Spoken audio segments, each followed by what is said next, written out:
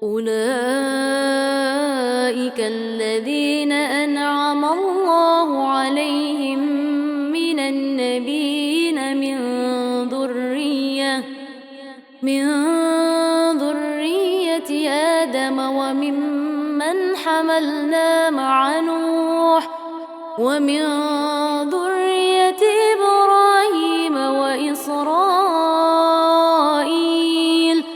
وممن هدينا واجتبينا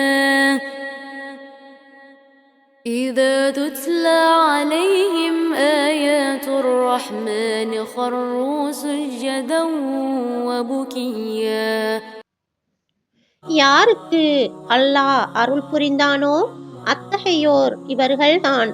அவர்கள் ஆதமின் வழித்தோன்றலிலுள்ள நபிமார்களிலும் நோகுடன் கப்பலில் நாம் ஏற்றிச் சென்றவர்களிலும் இப்ராஹீம் இஸ்ராயில் ஆகியோரின் வழித்தோன்றல்களிலும் நாம் நேர்வழி காட்டி தேர்ந்தெடுத்தவர்களிலும் உள்ளவர்கள்.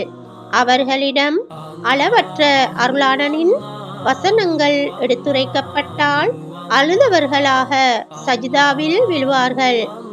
சூரா மரியம் வசனம் 58.